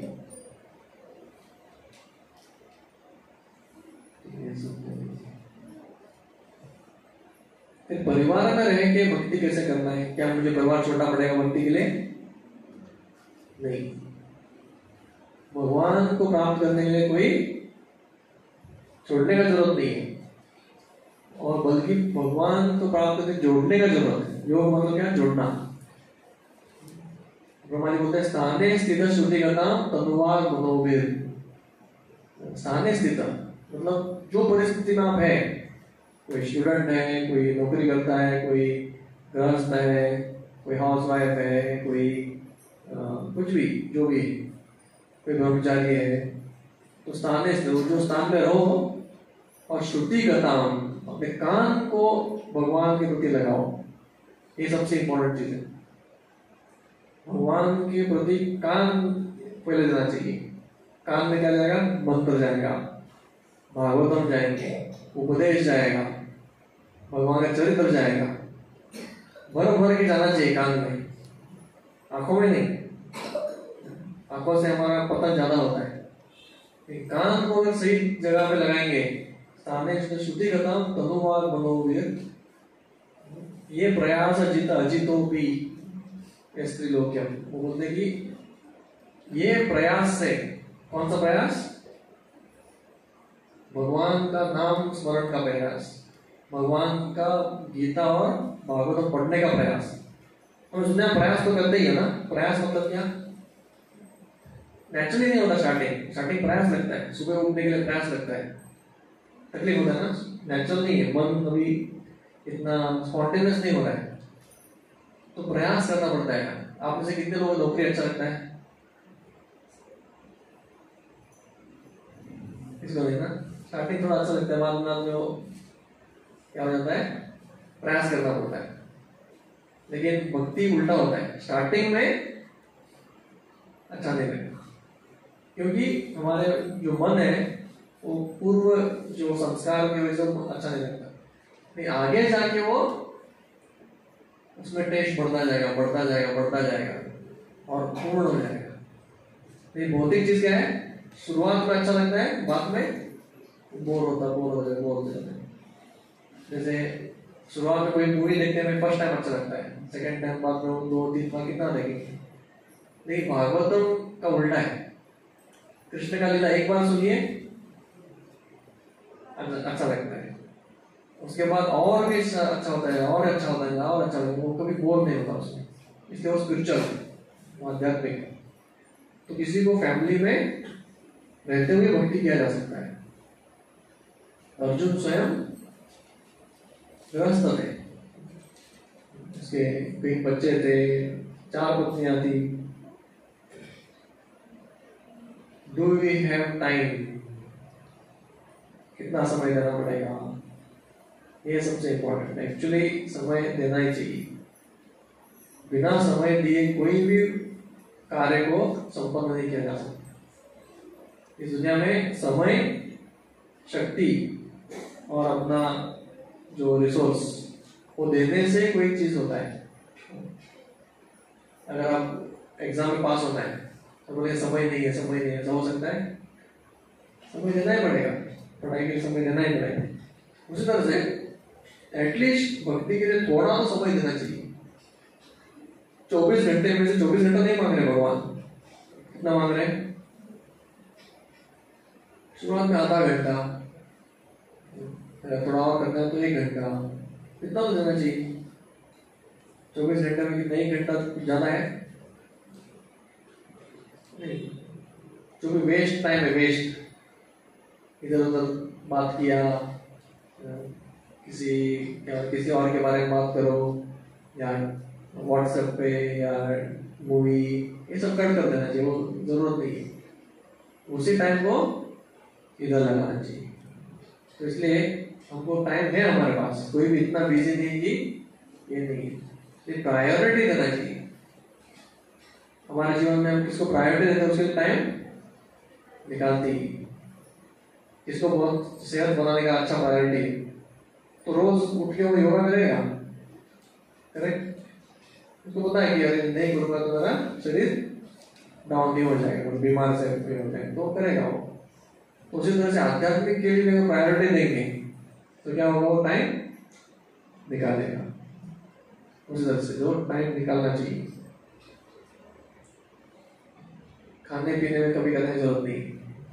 आपको नहीं बोलने की कम खाओ कम सो, वो तो होता है नहीं, मैं बुढ़ापे में करूंगा, अभी तो छोटा हूँ जवान हूँ, ये सही है। अभी एक तो चीज है कि बुढ़ापा किसका कब आएगा क्या पता। बुढ़ापा मतलब क्या, एक तो शरीर से बुढ़ा, दूसरा बुढ़ापा ऐसा बोल सकते हैं हम मृत्यु से कितना नजदीक है उसको बुढ़ापा बोल सकते हैं। कोई हो सकता है कि 70 साल हो, उसको और 20 साल का आयु है उसके पास, 90 में उसका 90 तक जिएगा, और कोई 40 साल में है और उसको और 5 साल बाकी है, तो बूढ़ा कौन हो गया? 40 साल वाला। हम किसको पता नहीं कब बूढ़े होंगे क्या होंगे, हमको लगता है कि हम जीते रहेंगे, ऐसा नहीं। तो इसलिए बुढ़ापे तक नहीं रुकना चाहिए, बुढ़ापे तक नहीं रुकना। दूसरा, बुढ़ापे भक्ति करना भी इतना आसान नहीं रहता, नया चीज सीखना और अलग अलग शरीर के जो इंद्रियों को सेवा में लगाना। तो बुढ़ापे में जो इंद्रियों का ये है बल है वो कम हो जाता है, बैठने को तकलीफ होता है, मेमोराइज याद करने को तकलीफ होता है। अभी इधर से दूर से आओ प्रवचन सेवा करो, तो सेवा करने में भी तकलीफ होता है। तो इसलिए हमें अपना बेस्ट टाइम देना चाहिए।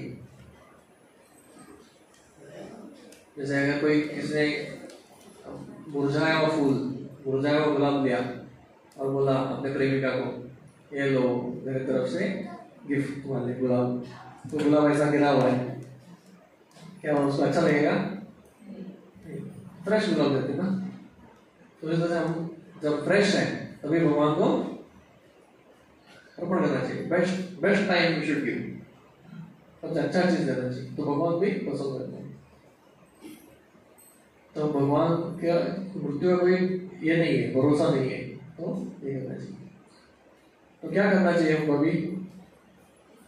थोड़े स्टेप्स है। सबसे पहले मैं बीमार हूं उसको मान लेना चाहिए।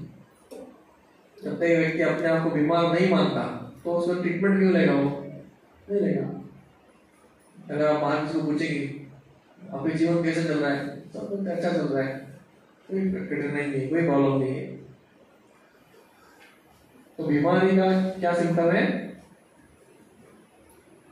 ये 3 दाव। कौन से हो? आदि भौतिक। अगला कोर्स दे देंगे, अच्छा बैठ। आध्यात्मिक, आदि भौतिक और आदि दैविक। और ये कौन से हैं दूसरे 4? जन्म मृत्यु जरा व्याधि। ये मंत्र की तरह याद रखना चाहिए। जन्म मृत्यु जरा व्याधि दुख दोषानुदर्शनम। जीवन में रियल प्रॉब्लम्स ये आध्यात्मिक, आदि भौतिक और आदि दैविक। फिर जैसे ही व्यक्ति बीमार होता है तो क्या कहा जाता है? वो हॉस्पिटल। तो हमको किधर जाना चाहिए? मंदिर आना चाहिए। मतलब इधर स्पेशली मंदिर, मतलब जहाँ पे आपको भगवान का ज्ञान बढ़ता है, सो मंदिर होता है। वो भी मंदिर है जहाँ पे भगवान रहते हैं, वो भी स्पेशली उधर चर्चा होना चाहिए भगवान के बारे में, गीता भागवतम प्रवचन ये होना चाहिए। तो मंदिर में रेगुलरली जाना चाहिए कंसल्टेशन के लिए। आपको रेगुलरली किधर आना चाहिए? मंदिर आना चाहिए। हफ्ते में 1 बार 2 बार जितना होता है उतना, मिनिमम 1 बार। जैसे बैटरी डाउन हो जाता है। चार्जिंग लगता है ना बैटरी, तो अगर मंदिर नहीं आए तो कितने लोगों का अनुभव है, एक 4-5 हफ्ते नहीं आए तो बाद में थोड़ा पता है ना, संग नहीं मिला तो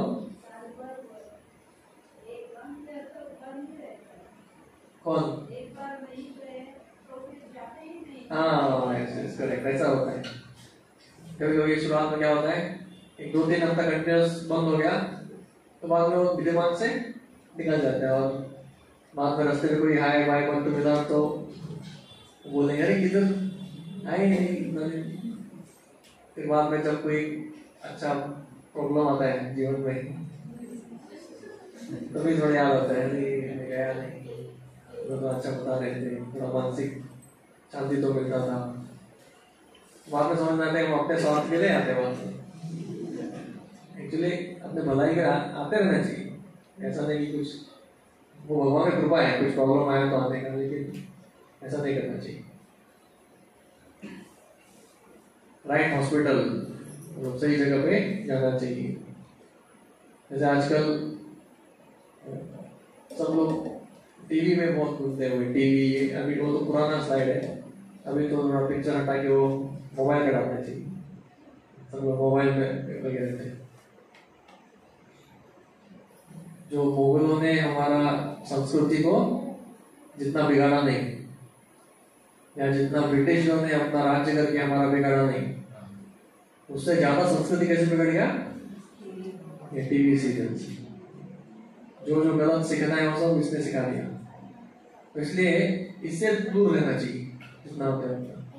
टीवी मोबाइल ये सब जितना यूजफुल है उतना ही लेना चाहिए, लेकिन उसकी गलत चीजों पर लेना चाहिए, क्योंकि उसमें काफी सारी चीजें जो है वो गलत है और उससे अपना मन बिगड़ जाता है। घर को ही अपना अगर हम मंदिर बना सकते हैं तो सबसे अच्छा है। मतलब घर में भगवान को अगर केंद्र में लाएंगे, केंद्र में मतलब पूरा परिवार किसके लिए जी रहा है, भगवान के प्रसन्नता के लिए, तो वो सबसे बेस्ट घर है। ऐसा बोलते हैं कि family which praise together stage together. जो फैमिली सब मिलके एक साथ कीर्तन करते हैं, एक साथ आके भगवान की पूजा करते हैं, भगवान का दर्शन करते हैं, तो वो फैमिली बहुत सुखी रहेगा। उसमें कोई स्वार्थता झगड़ा ये सब वैकुंठ एटमॉस्फेयर उधर ही आ जाएगा, क्योंकि भगवान को क्या बनाया, केंद्र में लेके आए। नहीं तो हम क्या करते हैं, सबका अपना ईगो केंद्र में आ जाता है। एक व्यक्ति वो बेडरूम, एक व्यक्ति का बेडरूम, अपने बेडरूम में बैठ के उधर से बात में वो मेरा चलना चाहिए, उसका चलना चाहिए, ऐसा होता है। लेकिन जो सब भगवान के भक्त बन जाते हैं तो होपफुली अच्छे भक्त बनेंगे तो उसमें कोऑपरेशन नेचुरल। और सही डॉक्टर को अप्रोच करना चाहिए। सही डॉक्टर मतलब क्या, जो परंपरा में आते हैं, तो जो सही, जैसे डॉक्टर मतलब जो यूनिवर्सिटी में पढ़ के डॉक्टर बने, ऐसे किसी को डॉक्टर मान लेते हैं क्या हम? नहीं, सर्टिफिकेट है इसके बाद सबके डॉक्टर के ऊपर लगा रहता है सर्टिफिकेट। तो उस तरह से जो परंपरा में आते हैं, मतलब वो गुरु है, और गुरु भी पहले कभी शिष्य था, फिर उसके भी कोई गुरु है, उसके भी कोई गुरु है, तो इसको बोलते हैं परंपरा। बीच में कोई उठ के ऐसा नया कुछ ज्ञान आ गया, ऐसा नहीं। आजकल बहुत सारे लोग फेमस हो जाते हैं, अच्छा बोलना सीख जाते हैं, और लोगों को इंप्रेस करने के लिए क्या करना पड़ता है, अच्छा मोटिवेशनल बोल दिया और उसको अच्छा लगा सामने वाले को, तो लोग उसको ऊपर उठा देते हैं, हाँ ये सबसे अच्छा है, अच्छा है। लेकिन उसका भगवान के साथ कनेक्शन है क्या, वो देखना चाहिए।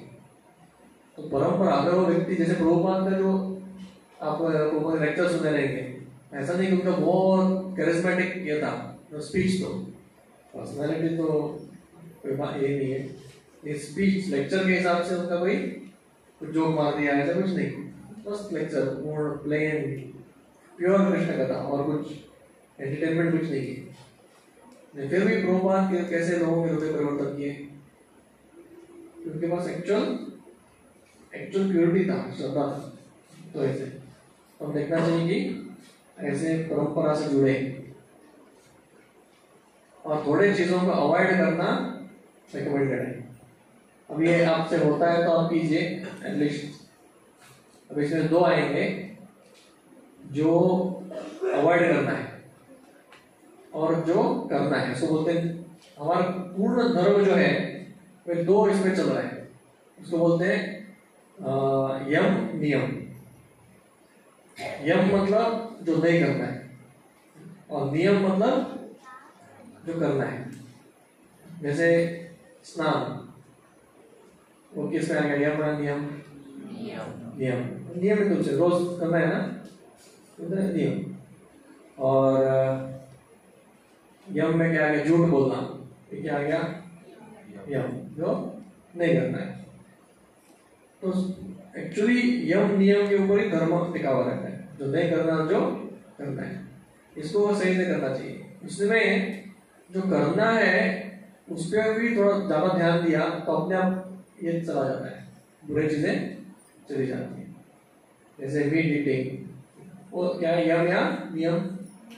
यम। गैम्बलिंग, इंटॉक्सिकेशन, अवैध दस्तरीसन, ये सब क्या है? No meat eating, no gambling, no intoxication, no illicit sex. ये 4 यम है। मतलब ये चीजों के पीछे लोग भागते हैं एक्चुअली, मतलब अपने इंद्र बुद्धि के लिए, लेकिन ये आत्मा के लिए सबसे बुरा चीज है। ज्ञान का वो कभी ज्ञान का विरुद्ध रहता है। कामेश क्रोधेश रजोगुण समूह महाशनो महापापमा विद्य नित्यम नित्य वेदिना। भगवान गीता में बोलते हैं ये आपका सबसे बड़ा वेरी है। और अवृतम ज्ञान में देना, वो ज्ञान को ढक लेता है। जो ज्ञान हमको इधर से निकालने वाला है, हमारा उद्धार करने वाला है, वही ज्ञान को क्या कर देते हैं? 4 चीजें ढक देती है। तो इसलिए इनसे दूर रहना चाहिए। लेकिन ये सबसे इंपॉर्टेंट है। वो जो छोड़ने का अगर शक्ति भी नहीं है, वो शक्ति कहां से मिलेगा?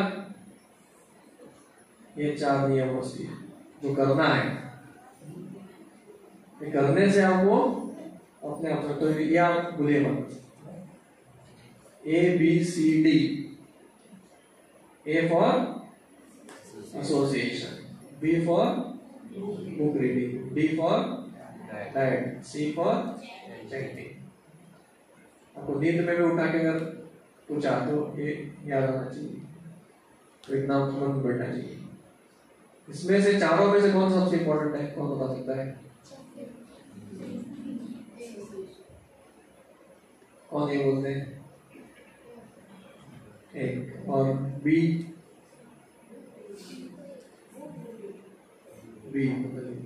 डी और सी के ज्यादा होंगे।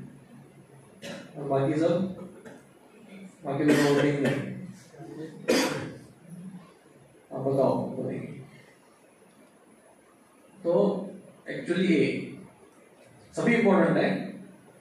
उसमें से एक क्यों इंपॉर्टेंट है? एसोसिएशन, क्योंकि ए से बाकी 3 भी चलते रहेंगे। ए छूट गया तो बाकी 3 भी छूट जाएंगे। ये इंपॉर्टेंट। इसलिए एसोसिएशन से शुरू, बाकी 3 एसोसिएशन शुरू हुए और कंटिन्यू एसोसिएशन से रहेंगे और उसका परफेक्शन भी होगा एसोसिएशन से, मतलब अच्छे एसोसिएशन। तो एसोसिएशन जो है उसमें हमारा कैरेक्टर बनता है। जैसे एक बार एक राजा वो शिकार के लिए गया था जंगल में, तो बहुत प्यास लगा उसको और इधर उधर पानी ढूंढ रहा है। आखिर में उसको एक कुटीर देखा तो हाँ बाबू इधर तो पानी मिलेगा। तो उधर पानी पीने मांगने के लिए से जा रहा था तो बाहर एक तोता उसके घर में था, पिंजरे में। तो राजा को देखा तो उसने गाली देना शुरू किया, गंदे गंदे गाली। ये तो बहुत ये हो गया राजा, अरे कैसा गाली दे रहा है। उधर से निकल के छोड़ दिया, पानी को पीने का। फिर और ऐसे ढूंढते ढूंढते गया तो उधर और एक सुंदर उसको कुटीर दिखा, उधर भी एंटर मारना है तो एक तोता दिखा उसको। तो इस बार वो तोता क्या कर रहा था, अच्छा बोल रहा था, वेलकम, बैठो, आप ऐसे हो, वैसा अच्छी अच्छी बातें वो सुना रहा था। तो बहुत अच्छा लगा उसको, बैठे और उधर से एक ऋषि आए और उन्होंने पानी भी दिया। उसने प्रश्न पूछा, अरे मैं उधर गया था, ऐसा ही सेम सेम तोता उधर गाली दे रहा था और इधर ये इतना अच्छा बोल रहा है। तो साधु ने बताया कि वो दोनों बच्चे क्या है, तोते भाई है, लेकिन वो एक किसको मिला, हंटर को मिला, और दूसरा किसको मिला, ऋषि को मिला। तो हंटर वाले ने क्या सीखा, गाली, क्योंकि हंटर तो मारो काटो वो उसको वही चलता है, और ऋषि का ये मंत्र और अलग अलग अच्छी चीजें तो है। दोनों सभी लोग अपना कैरेक्टर कैसे बनाते हैं, संग से ऐसा बोलते हैं, आपके फ्रेंड्स के हिसाब से आप बनते हैं। You are sum total of your 7 best friends. आपके 7 सबसे अच्छे फ्रेंड कौन है, उसका आप एवरेज निकालो, वो सब गुण आप में आएंगे। तो इसलिए आप संग जो है वो इम्पोर्टेंट है। तो क्या करना चाहिए, साधु संग। तो भक्तों का संग करेंगे उतना भक्ति बढ़ेगा। स्क्रिप्चर्स, पुस्तकों का रीडिंग। तो क्या करना चाहिए, पुस्तकों का रीडिंग करने से, गीता में तो बोलते हैं कि यद निरुध्यास नियुक्त कर्म ग्रंथि निबंधनम चिन्नन्ति कोविदास्तस्य कौन कुर्यात् कृतार्थी। बोलते हैं कि आपका जो तलवार है उसको क्या करना चाहिए, पहला धार निकालना चाहिए, और वो धार निकाला हुआ तलवार से आपके जो अटैचमेंट्स उसको काटना है। तो एक कुछ अच्छा कहावत है, वो बोलते हैं कि अगर आपको 1 घंटा दिया जाए एक पेड़ काटने के लिए, उससे पहले 45 मिनट्स धार निकालने में लगाना चाहिए, फिर 15 मिनट में आप पेड़ को काट सकते हैं। धार ही नहीं है तो क्या होगा, वो मानते रहेंगे और नहीं होगा। तो बुक रीडिंग क्या करता है, हमारे मस्तिष्क को तेज बनाता है। शास्त्र विद्या, शास्त्र जितना पढ़ेंगे उतना हमारा लॉजिक, हमारा जो थिंकिंग वो सब ठीक हो जाएगा, और उस हिसाब से हमारा जो इस दुनिया में दुनिया देखने का जो ढंग है वो बदलेगा। तो बुक रीडिंग, तो रोज क्या करना चाहिए, एटलीस्ट आधा घंटा 15 मिनट गीता भागवत को पढ़ना चाहिए। देखिए एक चीज आपको बताता हूँ, इनको बोलते हैं साधना, एसोसिएशन, बुक रीडिंग, चैंटिंग और डाइट। साधना मतलब वो वस्तु जो साध्य देता है। साध्य मतलब क्या, गोल या परफेक्शन। तो परफेक्शन दिलाने वाला को साधन बोलते हैं। आप बोलते हैं साधन मतलब क्या, आपको कुकिंग करना है तो आपके साधन क्या है, अग्नि, सामग्री और नॉलेज, ये सब आपके लिए साधन है। तो साध्य क्या है, आपके तो पकवान। तो उसी तरह से भगवान का प्रेम या भक्ति वो साध्य है, और ये चीजें क्या है, साधन। तो ये साधन करने से वो साध्य प्राप्त होगा। कोई ऐसे ही वो नहीं, मैं भगवान भक्त बन गया, अभी कुछ जरूरत नहीं है, अभी तिलक लगा दिया, ये सब हो गया। एक तो है एक्सटर्नल चेंज, वो आसान है सबसे। क्या आसान है, एक्सटर्नल चेंज आसान है। मतलब बाहर से थोड़ा घंटे माला डाला, तिलक लगाया, थोड़ा अच्छा कपड़े पहने और कीर्तन करने का सीख गया, हरि बोल बोलना सीख गया, हाथ उठाना सीख गया, जब माला उठा के दिखाया, वो तो बच्चे भी कर लेंगे नहीं,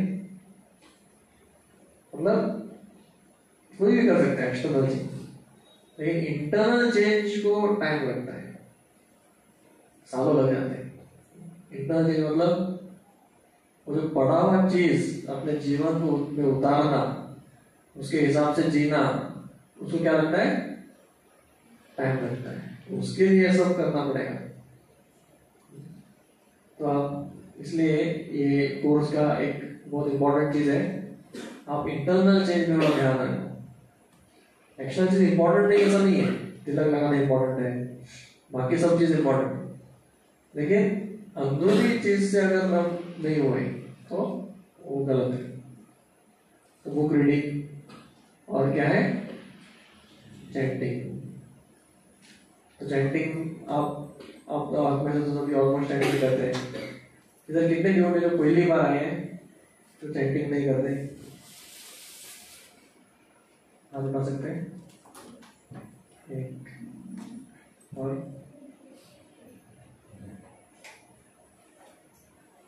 आप सबको पता है चैंटिंग जब आता है आपके दोस्त को आता है? तो आप सभी को एटलीस्ट 1-2 माला से शुरुआत करना चाहिए, जो कुछ नहीं कर रहे हैं, और जो ऑलरेडी कर रहे हैं वो आप कंटिन्यू कीजिए। तो नाम जब जो चैंटिंग है बहुत इंपॉर्टेंट है। एक्चुअली कलयुग में बोला गया है हरे नाम हरे नामैव केवलम कलो नास्तेव नास्तेव नास्तेव गतिरन्यथा। कलयुग में हरि नाम उसको छोड़ के और कुछ नहीं और कुछ नहीं और कुछ नहीं। जब 3 बार बोला जाता है मतलब वो एम्फसाइज करने के लिए। कोई सोच सकता है ना नहीं ये छोड़ के और भी कुछ तरीका रहेगा, लेकिन उपनिषद में बोला गया है कि कलयुग में सिर्फ हरिनाम से ही एक व्यक्ति का उद्धार हो सकता है, क्योंकि बाकी के जो प्रोसेस हैं, जैसे हम आसन करेंगे वो तो हेल्थ के लिए होगा, लेकिन अगर आसन से अगर योगा से आपको पूर्ण अष्टांग योग से अगर भगवान प्राप्ति करना है तो आगे जाके उसको प्राणायाम करना है, प्राणायाम में परफेक्शन, फिर जंगल में जाके उसको बैठना है बिना खाने पिए, और फिर उधर बैठ के उसको भगवान पे ध्यान रखना है, ध्यान करना है। उधर कोई डिस्टर्बेंस नहीं है, इधर शेर आ रहा है उधर आवाज आ रहा है कुछ नहीं, ध्यान मतलब ऐसा ध्यान करना है। और ऐसा ध्यान करेंगे तो आगे जाके उसको थोड़ी कई सालों बाद भगवान की प्राप्ति होगी। ऐसा तो कलयुग में पॉसिबल नहीं है, तो जगह ही नहीं रहे जंगल तो बाकी का छोड़ दे, लेकिन वही चीज हरिनाम से हो जाएगा।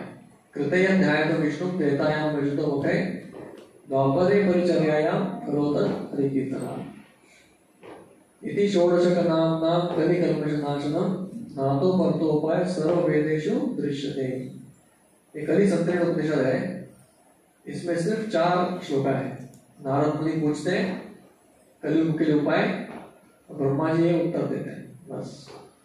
लेकिन उपनिषद है और इतना परफेक्ट है कि एक मंत्र दिया वो बोलेगी ये जो 16 अक्षरी मंत्र है, हरे कृष्णा कृष्णा कृष्णा हरे हरे हरे राम राम राम हरे हरे, ये जो 16 अक्षरी मंत्र है कलि कल्मष नाशनम, सभी कलयुग के कल्मष को नाश कर देगा। नातो परतो उपाय, ये छोड़ के और कोई उपाय नहीं है। तो ब्रह्मा जी बोल रहे हैं मैंने सभी वेदों का अध्ययन करके निकाला है फॉर्मूला। तो हम में से कितने लोगों ने वेद का अध्ययन किया है? नहीं किया ना, करने की जरूरत भी नहीं है। ब्रह्मा जी ने किया है और उन्होंने उपाय भी दे दिया, और बोला कि सब हमारा वेद पढ़ना अलग है, हम समझेंगे भी नहीं उसको। तो ब्रह्मा जी जो वेद के मास्टर है एक तरह से, तो उन्होंने पढ़ के ये समझ लिया और उपाय दे दिया, तो हमको सिर्फ फॉलो करना है बस। और डाइट मतलब जो भगवान को भोग लगा के खाए तो सबसे अच्छा है, नैवेद्य। मतलब क्योंकि हमारा जीवन का सबसे इम्पोर्टेंट हिस्सा क्या है? खाना। और खाने से हमारा रक्त बनता है, खाने से ही हमारा बाकी के 7 धातु बनते हैं, और खाने से हमारा मस्तिष्क भी बनता है। तो जो खाते हैं हम, उस हिसाब से विचार बनते हैं। आहार शुद्धो सत्व शुद्धि, सत्व शुद्धो ध्रुवा स्मृतिर लब्ध्वा सर्व ग्रंथिना विपुल मोक्ष। तो अगर हमारा आहार शुद्ध होगा तो हमारा सत्व मतलब जो शरीर का बने हुए पुर्जे वो शुद्ध हो जाएंगे। वो शुद्ध हो जाएगा तो स्मृति आ जाएगा, जो अच्छी चीजें वो स्फुरित हो जाएंगी। और स्मृति आते ही इस दुनिया के सभी कष्ट जो है वो नाश हो जाएंगे। वो नाश होते ही सभी चीजों से मुक्ति प्राप्त होता है। तो शुरुआत कहाँ से हो रहा है? खाने के ऊपर। तो गलत खा के हम भक्ति करना आसान नहीं है। आहार बहुत इंपॉर्टेंट है। तो चारों चीजें इंपॉर्टेंट है। क्या है वो? A for possession, B mobility, C painting, D diet. ये चार चीजें अगर अच्छे से करेंगे, इसमें से हम एसोसिएशन को प्रधानता दीजिए। एसोसिएशन मतलब संघ में, उसमें से हम प्रगति बहुत अच्छा करते हैं। तो ये हमारा जो है practical application of Bhagavad Gita. बहुत सिंपल है। तो शुरुआत है ABCD, मतलब अभी हम सीखना शुरू कर रहे हैं और शुरू करेंगे, आगे बढ़ेंगे तो ये करता रहता है। इसमें और सुधारना है। तो किसी को कोई प्रश्न है पूछने के लिए? प्रश्न है तो पूछ सकते हैं।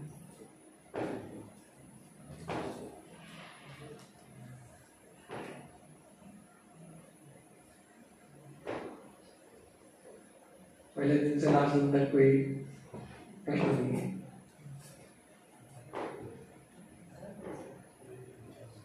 प्रश्न नहीं मतलब दो चीजें, इधर सब समझ में आया या कुछ भी समझ में नहीं आया।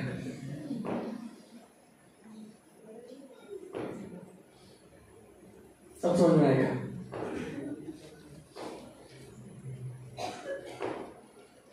ठीक है।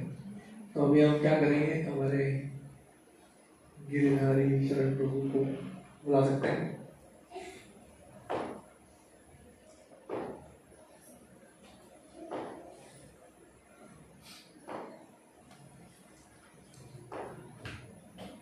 कीर्तन कर रहे हैं। कीर्तन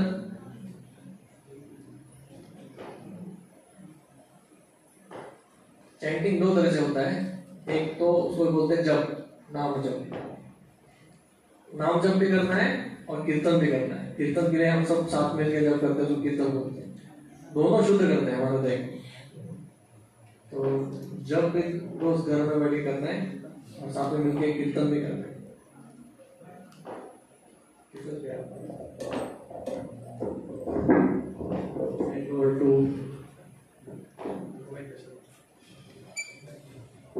हरे कृष्ण।